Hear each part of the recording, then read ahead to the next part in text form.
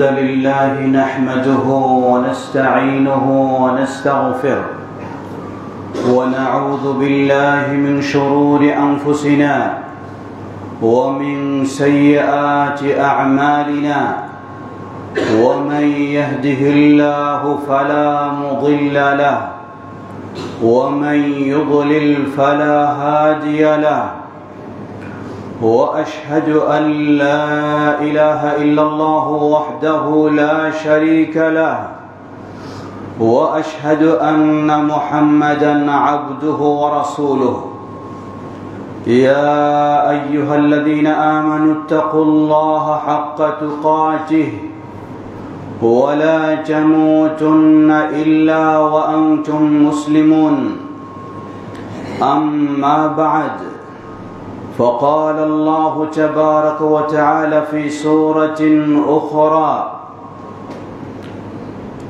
إن الذين قالوا ربنا الله ثم استقاموا تتنزل عليهم الملائكة ألا تخافوا ولا تحزنوا وأبشروا بالجنة التي كنتم توعدون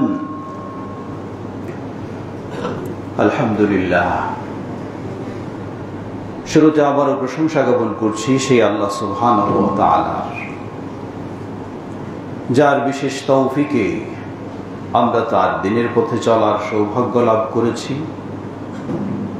যিনি আমাদেরকে তার দিনের পথে কবুল করেছেন, তার দিনের পথ আমাদের জন্য সহজ করে দিয়েছেন। সেই আল্লাহ সুবহানাহু ওয়া তাআলার প্রশংসা জ্ঞাপনার্থে বলি আলহামদুলিল্লাহ।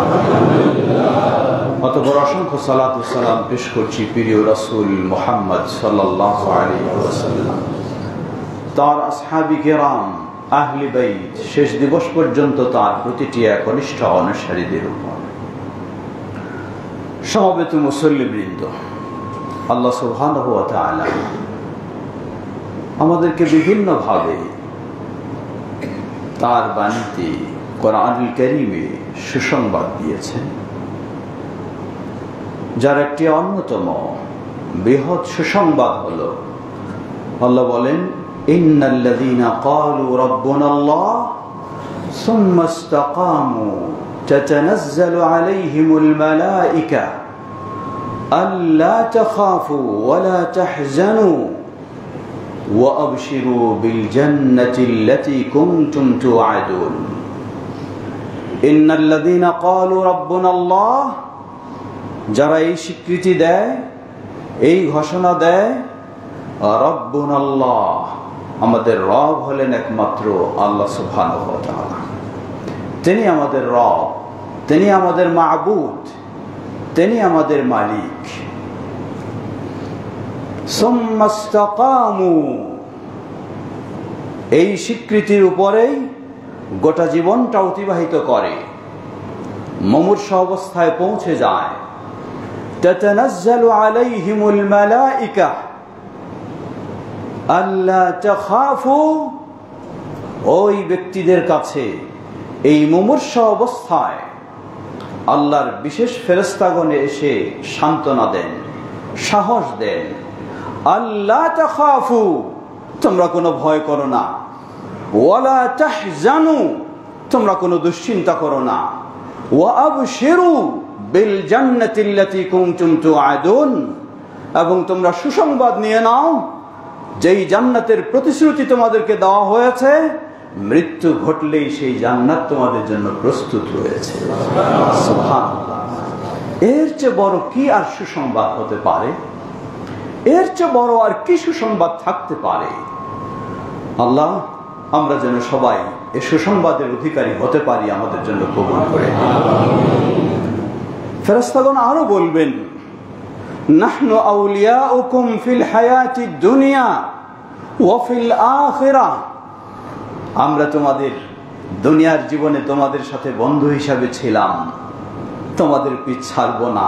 ওয়া ফিল আখিরাহ, তোমাদের সাথে আখিরাতেও আমরা থাকবো। সুবহানাল্লাহ। আরো সুসংবাদ দিবেন সেই জান্নাত যা আমরা চাই, যা আমাদের হৃদয় মন চাইবে, সব কিছু সেখানে প্রস্তুত রয়েছে। এভাবেই মুমূর্ষ অবস্থায় আপনাকে সুসংবাদ জানানো হবে। কখন? দুটো বিষয়। প্রথম, আপনাকে তাওহীদের স্বীকৃতি দিয়ে শিরক মুক্ত হতে হবে, সঠিক ইসলামের উপরে থাকতে হবে।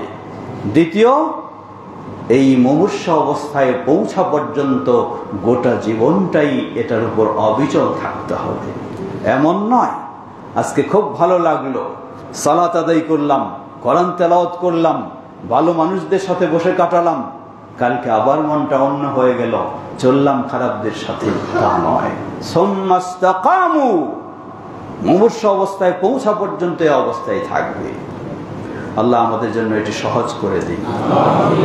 প্রশ্ন আসতে পারে, কিভাবে এটি আমাদের জন্য সহজ হবে? সবাই তো চায়, কে চায় না? সবাই চায়। জবাব, গোটা জীবনটাই ঈমানের উপরে অবিচল থাকার, অটল থাকার কতগুলি উপায় রয়েছে। আমরা সেই উপায়গুলি যদি নিজের জীবনে বাস্তবায়ন করতে পারি, তাহলে ইনশাআল্লাহ আল্লাহ সুবহানাহু ওয়া তাআলা আমাদের জন্য সেটি সহজ করে দেবেন। সেই উপায়গুলির অন্যতম আল ইকবালু আলাল কোরআন। প্রথম বিষয় হলো আমাদেরকে হতে হবে কোরআনমুখী, হতে হবে কোরআনমুখী। কোরআনের সাথে আমাদের সম্পর্ককে বৃদ্ধি করতে হবে, কোরআনের সাথে আমাদের বন্ধুত্ব, আমাদের আন্তরিকতা গভীরভাবে গড়ে তুলতে হবে। আল্লাহ রাসূল সাল্লাল্লাহু আলাইহি ওয়াসাল্লাম বলেন, ইন্নাস সিয়ামা ওয়াল কুরআনা ইয়াশফিআনি লিল আবদি ইয়াওমাল কিয়ামা। কিয়ামতের কঠিন বিভীষিকাময় দিনে, যেদিন আপনার সম্পদ থাকবে না, যেদিন আপনার জনবল থাকবে না, যেদিন আপনার ক্ষমতা থাকবে না, সেদিন সিয়াম এবং এই কোরআন আপনার জন্য সুপারিশ করতে আল্লাহর কাছে দাঁড়িয়ে যাবে। সুবহানাল্লাহ। কোরআন বলবে, হে আল্লাহ, রাতের ঘুম বাদ দিয়ে আমাকে তেলাওয়াত করেছে, ব্যস্ততা বাদ দিয়ে সবকিছু ছেড়ে দিয়ে আমার সাথে সম্পর্ক গড়ে তুলেছে, সুতরাং তার বিষয়ে সুপারিশ করছি, তাকে মুক্তি দাও, তাকে জান্নাত দাও। সুবহানাল্লাহ। সুতরাং আল ইকবালু আলাল কোরআন, কোরআনের সাথে আপনার সম্পর্ক যত বেশি হবে, তত ঈমানের উপরে গোটা জীবনটা অবিচল থাকা আপনার জন্য সহজ হবে। কোরআনের সাথে সম্পর্ক মানে কি?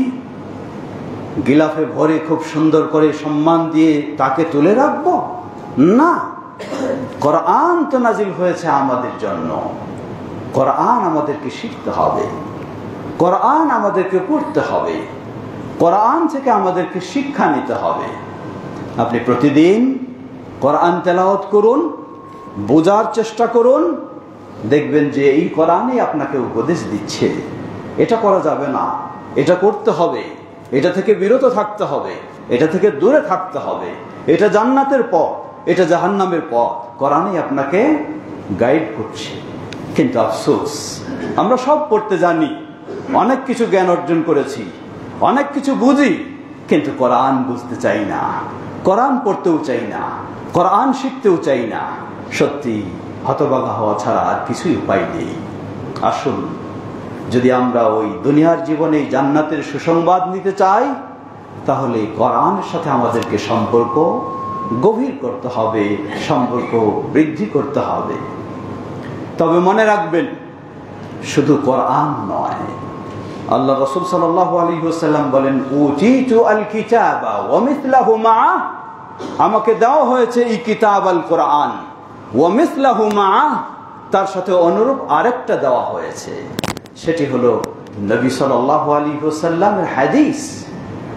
এক শ্রেণীর ষড়যন্ত্র চালাচ্ছে, আপনার ঈমানটাকে সুকৌশলে কেড়ে নিতে চায়।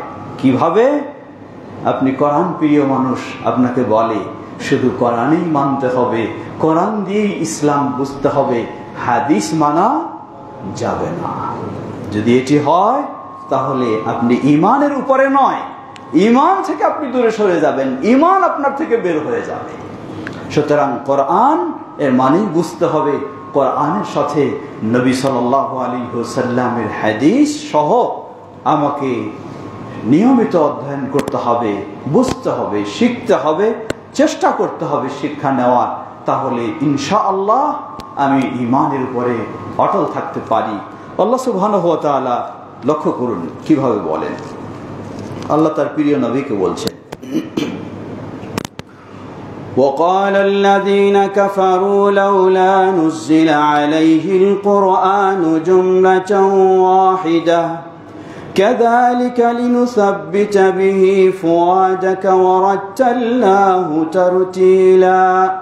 সূরা আল ফুরকান 32 নম্বর আয়াতে বলছেন, وقال الذين كفروا لولا نزل عليه القرآن। নবী সাল্লাল্লাহু আলাইহি ওয়াসাল্লামের উপরে দীর্ঘ 23 বছর ধরে কোরআন একটু একটু করে নাজিল হচ্ছে। কাফেররা আপত্তি করল, কেন একবারই গোটা কোরআনটা নাজিল হলো না? আল্লাহ সুবহানাহু ওয়া তাআলা তার জবাব দিয়ে দিচ্ছেন, কাযালিকা লিনুসাব্বিতা বিহি ফুআদাক।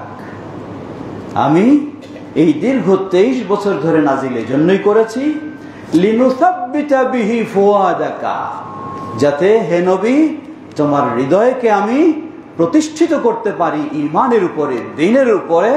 এজন্যই ধীরে ধীরে আমি এই কোরআন নাজিল করেছি।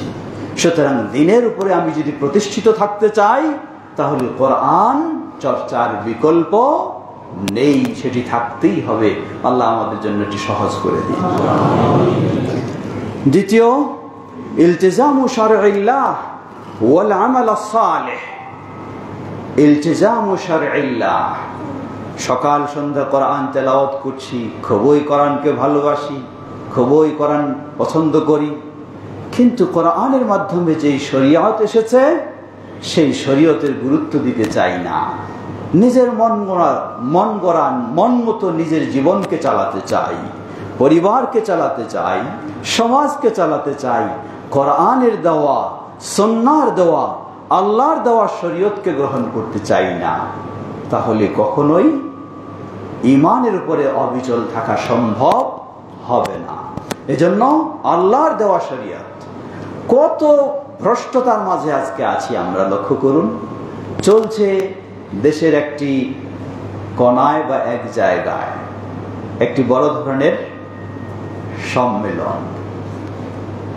প্রশাসন সকলেই অত্যন্ত শান্তিপ্রিয়ভাবে, শান্তিপূর্ণভাবে যেন সেই সম্মেলন পালন করতে পারে, যেন বসে বসে সবাই গাঁজা টানতে পারে। সেই লালনের ইবলিসি কত রকমের কর্মকাণ্ড সব চলছে। মনে হয় যেন এটাই একটা আরেকটা ইসলামের সাইড। লা হাওলা ওয়ালা কুওয়াতা ইল্লা বিল্লাহ। বললাম কেন কথাটা প্রসঙ্গক্রমে? শরিয়া এটা হলো মূল বিষয়, কিন্তু এই সব ভণ্ড ইবলিসেরা তারা বিষয়টিকে ভাগ করেছে। ফার্স্ট স্টেপ হলো শরিয়া, তারপর হলো তরিকত। প্রথমে শরীয়ত, তারপরে তরিকত, তারপরে মারিফত, তারপরে হাকিকত। এই ইবলিসেরা তারা শেষ স্তরে পৌঁছে গেছে। শেষ স্তরে হাকিকত মানে হক এর পর্যায়ে, লেভেলে পৌঁছে যাওয়া। হক হলেন আল্লাহ সুবহানাহু ওয়া তাআলা। এই ইবলিসেরা নাকি সেই লেভেলে পৌঁছে গেছে, আল্লাহকে যেমন সালাত আদায় করতে হয় না, আল্লাহর কোনো বাধা নিষেধ নেই, এই ইবলিসদের নাকি এজন্য কোনো বাধা নিষেধ নাই। মন চাইলে গাঁজা টানবে, মন চাইলে অশ্লীলতায় হাবুডুবু খাবে, মন চাইলে যা মন তা করবে। লা হাওলা ওয়ালা কুওয়াতা ইল্লা বিল্লাহ। কিভাবে একজন মুসলিম এগুলিকে বুঝতে পারে, মানতে পারে? কিভাবে একজন মেনে নিতে পারে? আশ্চর্য বিষয়। কিভাবে হতে পারে এটি? এই ইবলিসের দল, তারা বিশ্বাস করে, তাদের চিন্তা হলো তাদের সেই ব্যক্তিরা নাকি নবী রাসূলদের চেয়ে বহু ঊর্ধ্বে চলে গেছে। না বলে কেন? নবী মুহাম্মদ সাল্লাল্লাহু আলাইহি ওয়াসাল্লাম তিনি গোটা জীবনটাই শরীয়ত মেনে চললেন। এইখানটা ছেড়ে দেন। গোটা জীবনটাই শরীয়ত মেনে চললেন। জীবনের শেষ মুহূর্তে তিনি বললেন, আসসালাহ আসসালাহ ওয়া মা মালাকাত আইমানুকুম।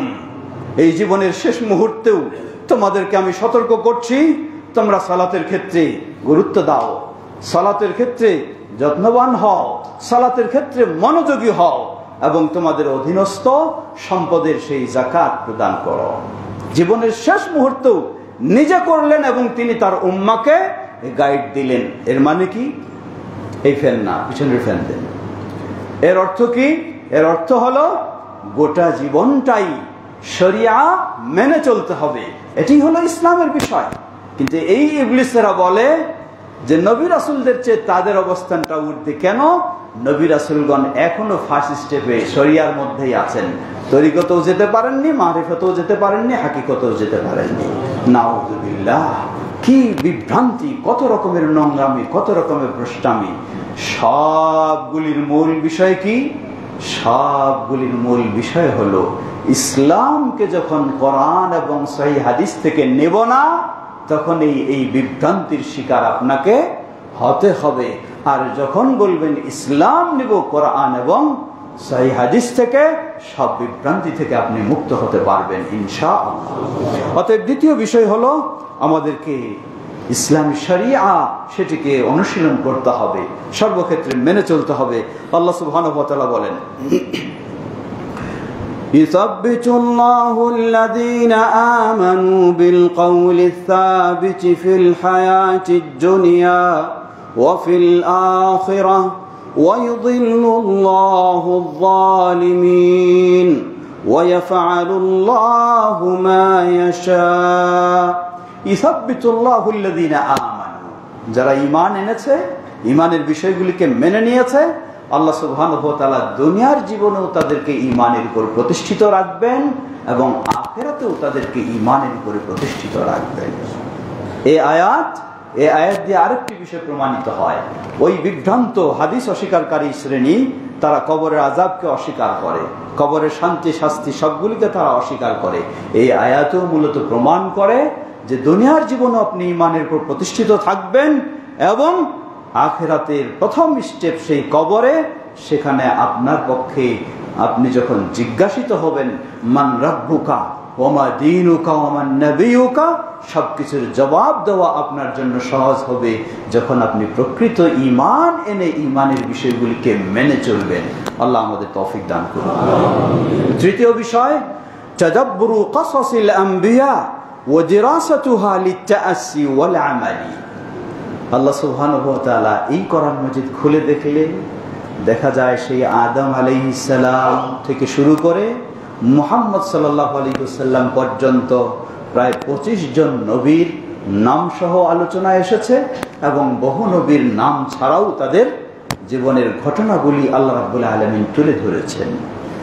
কত কঠিন পরিবেশ পরিস্থিতিতে, সেই স্মরণ করুন ইব্রাহিম আলাইহিস সালাম। ইব্রাহিম আলাইহিস সালাম একমাত্র তিনি তাওহীদের পথে রয়েছেন।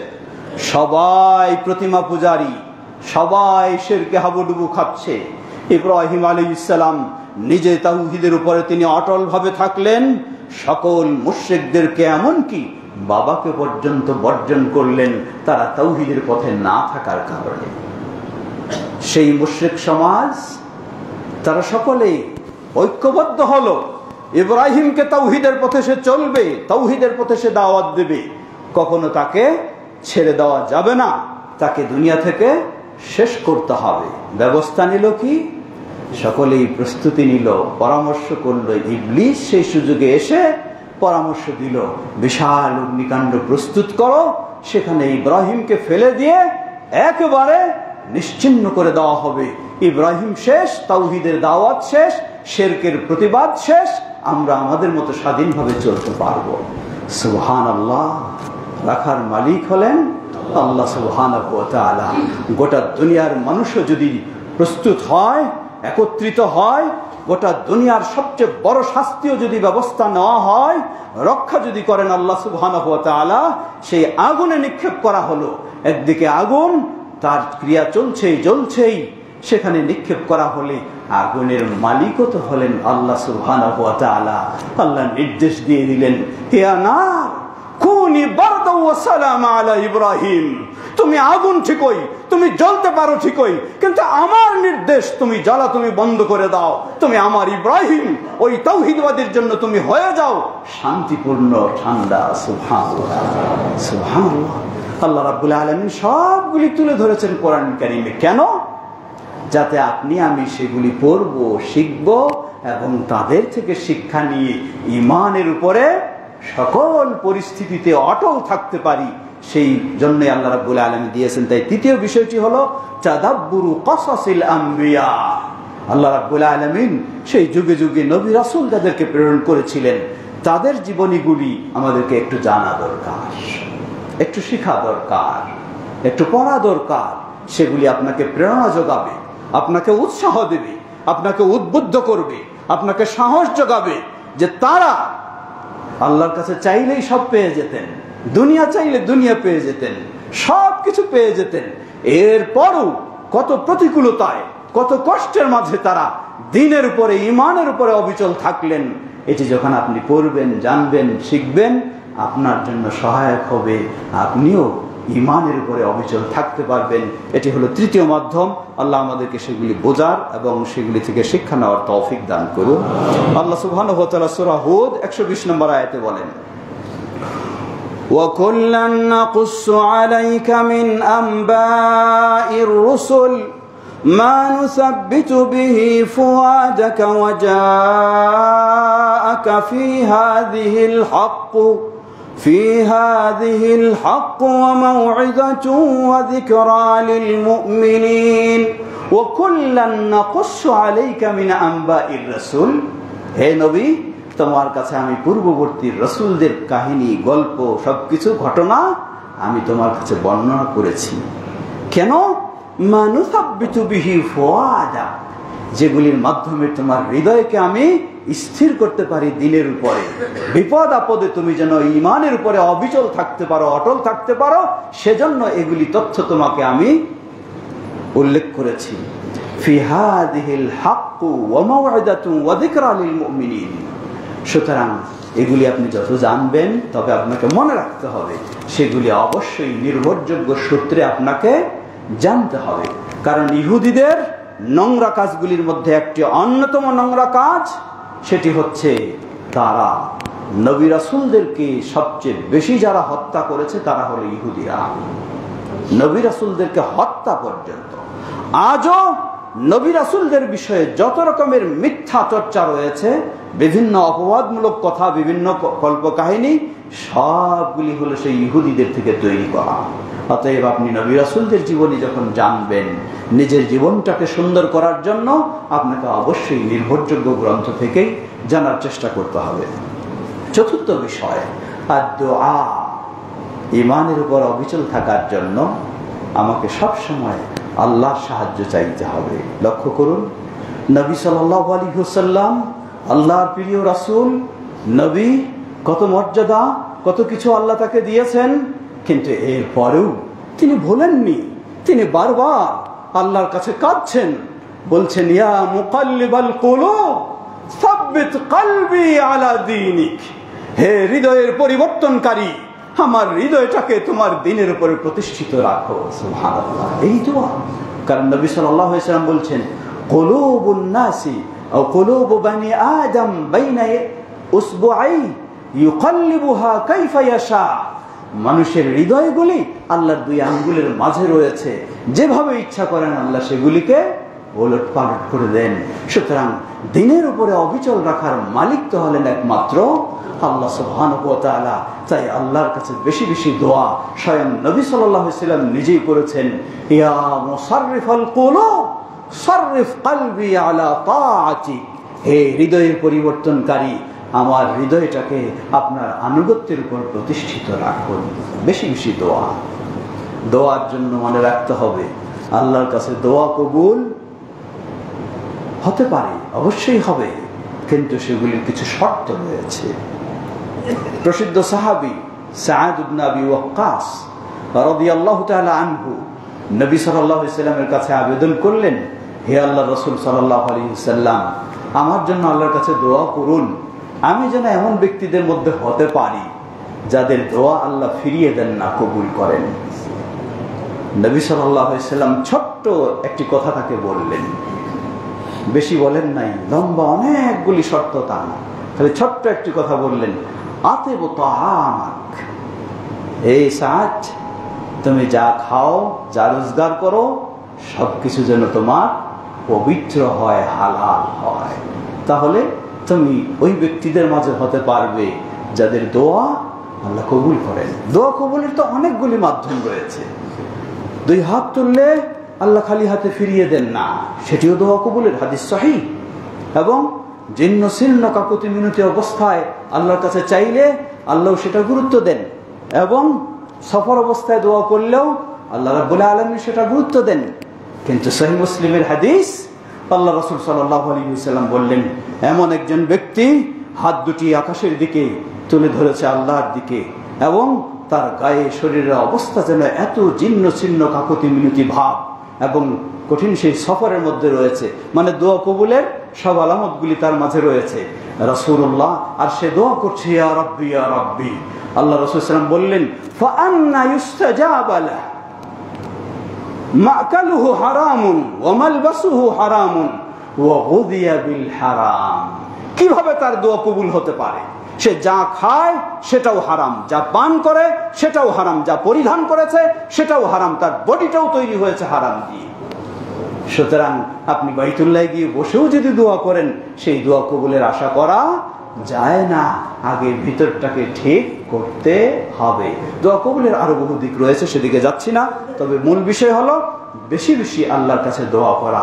তাই বলে এমন বলা যাবে না আমার মাঝে তো বহু ত্রুটি রয়েছে, আমার বহু অযোগ্যতা রয়েছে, আর আল্লাহর কাছে দোয়া করে তো লাভ নাই, অতএব দোয়াই করব না। এটি কখনো হতে পারে না। আল্লাহ বলছেন, উদউনি আস্তাজিব লাকুম, আমার কাছে দোয়া করো, আমাকে ডাকো, আমি তোমাদেরকে ডাকে সাড়া দেব। আপনি যে হালাল পথে আসবেন, আপনি যে হালাল রুজিতে যাবেন, এটাও তো আল্লাহর কাছে সাহায্য আপনাকে চাইতে হবে। সুতরাং আল্লাহর সাহায্য চাওয়া ছাড়া কোনো উপায় নেই। আল্লাহ আমাদের সহজ করুন। পঞ্চম বিষয়, যিকরুল্লাহ, আল্লাহকে বেশি বেশি স্মরণ করা। আল্লাহকে বেশি বেশি স্মরণ করা মানে, এখন তো ঘরের মধ্যেই দুনিয়াটা দেখা যায়। মোবাইল, ফেসবুক বা ইউটিউব চালু করলেই দেখা যায় কোন গোষ্ঠী কত রকমের ভঙ্গিতে জিকির করে, কত রকমের জিকির। আশ্চর্য লাগে যে কি ধরনের এগুলি তৈরি করেছে জিকিরের।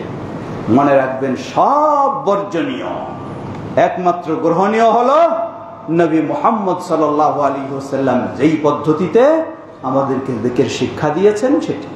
জিকির মানে এটি স্পেশাল আলাদা কিছু বিষয় নয়। আল্লাহ বলছেন, আকিমিস সালাহ লিযিকরি, সালাত কায়েম করো আমার জিকিরের জন্য। এটাও আল্লাহর জিকির।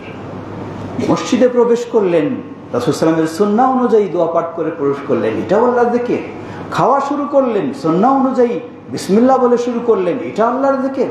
খাওয়া শেষ করলেন, আলহামদুলিল্লাহ বললেন, এটা আল্লাহর জিকির। বিছানায় যাচ্ছেন, রাসূল সাল্লাল্লাহু আলাইহি ওয়াসাল্লাম যেই দোয়া পড়ে গেলেন, আপনি পড়ে যাচ্ছেন, এটাও আল্লাহর জিকির। সুতরাং সবগুলি হতে হবে শরীয়ত সম্মত পন্থায়, তাহলে এটাও আপনাকে ঈমানের উপরে অবিচল থাকতে সহযোগিতা করবে। ষষ্ঠ, আল হিরসু আলা আন ইয়াসলুকাল মুসলিমু তারিকান সহিহা। একটু আগেই বলেছিলাম, সেই তথাকথিত তরিকাপন্থী আর সেই লালনপন্থী, এই সব কিছুকে সামনে রেখে আপনি ইসলাম মেনে জান্নাত চাইবেন, লা হাওলা ওয়ালা কুওয়াতা ইল্লা বিল্লাহ। 24 ঘন্টাও যদি মসজিদের কোণায় বসে থাকেন, তবু কখনো জান্নাতের আশা করা যাবে না। এজন্য ষষ্ঠ বিষয় হলো, আপনি কোন ইসলাম মেনে চলছেন, এখানে আপনাকে চেষ্টা করতে হবে, সচেষ্ট হতে হবে আপনার ইসলাম যেন নির্ভেজাল হয়, আপনার ইসলাম যেন বিশুদ্ধ হয়, আপনার ইবাদতগুলি যেন দলিল সম্মত হয়। তাহলে এটি ফলদায়ক হবে। না হলে আপনি বাপদাদার ইসলাম মেনে গোটা জীবন শেষ করে দেন, দেখবেন হয়তো গোটা জীবনটাই বেদাতের মধ্যে হাবুডুবু খেয়েছেন। মারা গেলেই প্রস্তুত রয়েছে জান্নাত নয় জাহান্নাম। লা হাওলা ওয়ালা কুওয়াতা ইল্লা বিল্লাহ। এজন্য ষষ্ঠ বিষয় হলো, আমাকে নিশ্চিত হতে হবে সব সময়, মানুষ করছে তাই করব না, মানুষ কেউ বলেছে তাই করব না, কেউ দেখিয়েছে তাই করব না, বাপদাদা করেছেন তাই করব না, করব যদি আল্লাহ বলেন এবং আল্লাহ রাসূল সাল্লাল্লাহু আলাইহি ওয়াসাল্লাম বলেন, তাহলে করব।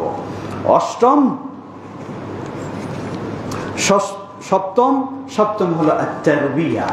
আত-তারবিয়া বলতে ঈমানের উপরে ভালো থাকতে হলে কিছু প্রশিক্ষণও নেওয়া দরকার। সময় আমাদের হাতে নেই, কথা বলার সুযোগ নেই। সেই প্রশিক্ষণ, যেমন উদাহরণস্বরূপ আপনি প্রতিদিন 5 ওয়াক্ত সালাতে আসছেন, এটাও একটা আপনার প্রশিক্ষণ। সিয়াম পালন করছেন, এটাও আপনার একটা প্রশিক্ষণ।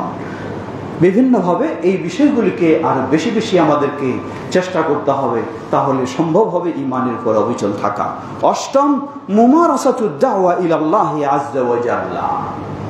আমি ভালো কাজ করব, তাওহীদের পথে থাকব, সুন্নাহর পথে থাকব, আরেকজন মানুষকে পেলাম, সাধ্য অনুযায়ী তাকেও তাওহীদের পথে দাওয়াত দেব, সুন্নাহর পথে দাওয়াত দেব, বেনামাজিকে নামাজি বানানোর চেষ্টা করব। এই কাজগুলি আমাকে সহযোগিতা দেবে ঈমান, ইসলাম, ভালো পথে অবিচল থাকা। কারণ একজন মানুষকে আমি বলতে পারি না যদি আমার মাঝে সেটা গাফলাতি থাকে, ত্রুটি থাকে। আমি সালাত আদায় করি না, আর একজন মানুষকে বলতেও আমার বিবেকে বাধে যে ভাই সালাত আদায় করো। তাহলে এই দাওয়াতি কাজ আপনি যত করবেন, তত ঈমান, ইসলামের উপরে অবিচল থাকাটা আপনার জন্য সহায়ক হবে। নবম, মারিফাতু হাকিকাতিল বাতিলি ওয়া আদামিল ইগতিরারি বিহি। বাতিল জিনিস যেটা, এটা আপনাকে জানতে হবে। উদাহরণস্বরূপ, এই যারা হাদিস অস্বীকারী, কি তাদের রহস্য, কি উদ্দেশ্য, কেন তারা, আপনাকে জানার চেষ্টা করতে হবে। তবে এখানে কতগুলি শর্ত রয়েছে। আপনাকে আগে নিজেকে শক্তিশালী করতে হবে, তারপর আপনি অন্যটা জানতে চাইবেন। আপনি ইসলাম সম্পর্কে খুব গভীর কিছুই জানেন না, আপনি খ্রিস্টানদের দিন সম্পর্কে জেনে আপনি যুদ্ধ করতে চাচ্ছেন, তাদের সাথে তর্ক করতে চাচ্ছেন না। আপনি খ্রিস্টান হয়ে যেতে পারেন যদি আগে ইসলাম আপনি মজবুত ভাবে না বুঝেন, না জানেন। আপনি হিন্দুদের সাথেই করতে চাচ্ছেন, আপনিও এরকম হয়ে যেতে পারেন যদি আপনি নিজে ইসলামের বিষয়গুলি সঠিকভাবে না জানেন। আপনি একজন বেদাতির কাছে আপনি তার সাথে তর্ক, তার সাথে আপনি মোনাজারা, তার সাথে বাস করতে চাচ্ছেন, কিন্তু নিজেই সুন্নাহর বিষয়গুলি ভালো করে বুঝেন না, তাহলে কখনোই হবে না। এজন্য খারাপটাকেও আমাকে জানতে হবে। কেন? যাতে খারাপটার ধোকায় আমি কখনো পড়ে না যাই। এটাও আপনাকে ঈমানের উপরে অবিচল থাকতে সহায়তা করবে। দশম, শেষ, আত-তাআম্মুলু ফি নাঈমিল জান্নাতি ওয়া আযাবিন নারি ওয়া তাযাক্কারুল মাউত। চিন্তা করতে হবে আল্লাহ রাব্বুল আলামিন জান্নাতে যে নিয়ামতগুলি দেবেন, সেগুলি একটু মাঝে মাঝে স্মরণ করুন। জান্নাতে কি নিয়ামত আছে, মাঝে মাঝে একটু স্মরণ করুন। জাহান্নামে কি শাস্তি আছে, এগুলি চিন্তা করলেই আপনি জান্নাতের নিয়ামতের প্রতি আরো আগ্রহী হবেন, উৎসাহী হবেন। এবং জাহান্নামের ভয়াবহ শাস্তির কথা একটু স্মরণ করুন, তাহলে আপনি নিজেকে জাহান্নামের শাস্তি থেকে বাঁচানোর জন্য আপনি চেষ্টা করবেন, পথ খুঁজবেন। এটি আপনাকে সহায়ক। শেষে হলো ওয়া তাযাক্কুরুল মাউত, এবং বেশি বেশি মৃত্যুর কথা স্মরণ করা। মানুষ যখন মৃত্যুর কথা ভুলে যায়, যা ইচ্ছা তাই করতে পারে। মৃত্যুর কথা যখন ভুলে যায়, যা ইচ্ছা তাই করতে পারে। কিন্তু মৃত্যুর কথা যখন ভালোভাবে মনে রাখে, তখন ভিতরে একটু হলেও বাধা তৈরি হয়। আমি যদি চলেই যাব, তাহলে এতগুলি বাড়ি আমার দরকার কি মানুষের বেদখল করার? চলেই তো যেতে হবে আমাকে। আমি যদি চলেই যাব, তাহলে এত মিথ্যা আমার বলার দরকার কি? আমি যদি চলেই যাব, তাহলে আমার এই অন্যায় কাজের জড়িত হওয়ার দরকারটা কি? স্মরণ করুন একটু বেশি বেশি মৃত্যুকে, সেটিও আপনাকে সহায়তা করবে ঈমানের উপরে অবিচল থাকতে। আল্লাহ সুবহানাহু ওয়া তাআলা আমাদেরকে সহজ করুন, আমরা যেন এই বিষয়গুলি ভালোভাবে উপলব্ধি করে ঈমানের উপরে জীবনের শেষ মুহূর্ত পর্যন্ত অবিচল থেকে জান্নাতের সুসংবাদ নিয়ে আল্লাহর কাছে যেতে পারি। আল্লাহ আমাদের জন্য সেটি তৌফিক দান করুন। ওয়া আখিরু দাওয়ানা আলহামদুলিল্লাহি রাব্বিল আলামিন। সাল্লাল্লাহু তাআলা আলা নবিয়িনা মুহাম্মদ ওয়া আলা আলিহি ওয়া সাহবিহি আজমাইন।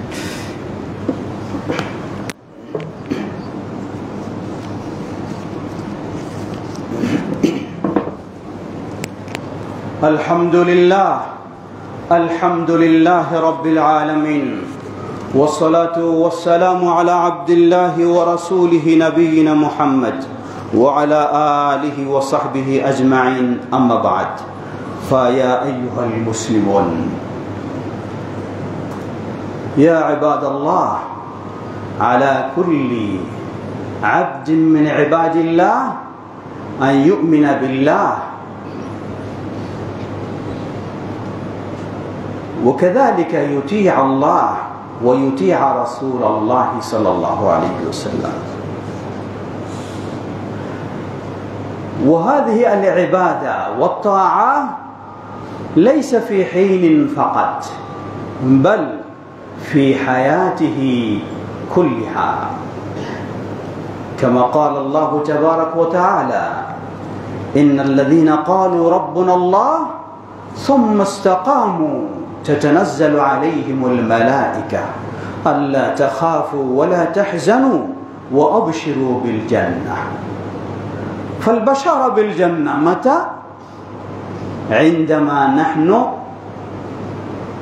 نستقيم ونستمر على توحيد الله وعلى سنة رسول الله، حتى عند حضور الموت فلنا بشرى كما أخبرنا الله عز وجل في هذه الآية. فكيف نستطيع؟ نعم، هناك وسائل التي تساعدنا على الاستقامة على الإيمان بالله، على الاستقامة على توحيد الله، على سنة رسول الله، وهي الإقبال على القرآن الكريم. والإقبال على القرآن الإيمان به وتعلمه وتدبره والعمل به والدعوة إليه والدفاع عنه، ومع القرآن سنة رسول الله صلى الله عليه وسلم، لأنها مفسرته. ثانيا، التزام شرع الله والعمل الصالح، كما قال الله تبارك وتعالى: يثبت الله الذين آمنوا بالقول الثابت في الحياة الدنيا وفي الآخرة ويضل الله الظالمين ويفعل الله ما يشاء. ثالثا، تدبر قصص الأنبياء ودراستها للتأسي والعمل، كما قال الله تبارك وتعالى: وكلا نقص عليك من أنباء الرسل ما نثبت به فؤادك وجاءك في هذه الحق وموعظة وذكرى للمؤمنين. رابعا، الدعاء إلى الله عز وجل، كما هو كان عمل نبينا صلى الله عليه وسلم، أنه يكثر في دعائه: يا مقلب القلوب ثبت قلبي على دينك. خامسا، ذكر الله عز وجل. سادسا، الحرص على أن يسلك المسلم طريقا صحيحا الذي هو وفق كتاب الله تعالى وسنة رسول الله صلى الله عليه وسلم على منهج سلفنا الصالح. سابعا، التربية الإسلامية التي تساعد المسلم على الاستقامة على الإيمان بالله. ثامنا، ممارسة الدعوة إلى الله عز وجل، فالدعوة إلى الله عز وجل أمر مهم في إصلاح نفسه وفي إصلاح غيره. تاسعا، معرفة حقيقة الباطل وعدم الاغترار به. لا بد علينا أن نعرف الباطل. لماذا؟ لا لأن نقع في الباطل، بل لنتوقع عن الباطل، كما قال الشاعر: عرفت الشر لا للشر ولكن لتوقيه، من لم يعرف الشر وقع فيه. عاشرا، التأمل في نعيم الجنة وعذاب النار وتذكر الموت. نسأل الله عز وجل أن يوفقنا على ما يحبه ويرضى. اللهم صل على محمد وعلى آل محمد كما صليت على إبراهيم وعلى آل إبراهيم إنك حميد مجيد. اللهم بارك على محمد وعلى آل محمد كما باركت على إبراهيم وعلى آل إبراهيم إنك حميد مجيد. اللهم ارض عن الخلفاء الراشدين وعن سائر أصحاب نبيك الكريم. اللهم أعز الإسلام والمسلمين واخذل الكفرة والمشركين ودمر ديارهم. اللهم أعز الإسلام والمسلمين واخذل الكفرة والمشركين ودمر ديارهم. يا حي يا قيوم برحمتك نستغيث. হে আল্লাহ, আমাদের মাঝে উপস্থিত অনুপস্থিত যারা অসুস্থ রয়েছেন সকলকে পরিপূর্ণ সুস্থতা দান করুন। যারা বিপদগ্রস্ত রয়েছেন সকলকে বিপদ থেকে আল্লাহ মুক্তি দান করুন। আমাদের এই দেশকে আল্লাহ হেফাজত করুন। দেশের সকলকে তাওহীদ ও সুন্নাহর পথে চলার তৌফিক দান করুন। ঈমানের উপর অবিচল থাকা, অটল থাকা আমাদের জন্য আল্লাহ সহজ করে দিন। হেদায়েতের পথ আল্লাহ আমাদের জন্য সহজ করে দিন। জান্নাতের পথ আমাদের জন্য সহজ করে দিন। আমাদের স্নেহের সন্তানদেরকেও যেন ইসলামের আলোকে গড়ে তুলতে পারি, আল্লাহ সে তৌফিক আমাদেরকে দান করুন। আমাদের প্রিয়জন বাবা মা ভাই বোন যারা বিদায় নিয়ে চলে গেছেন আল্লাহ তাদের ভুল ত্রুটি ক্ষমা করে তাদেরকে জান্নাতুল ফেরদাউস নসিব করুন।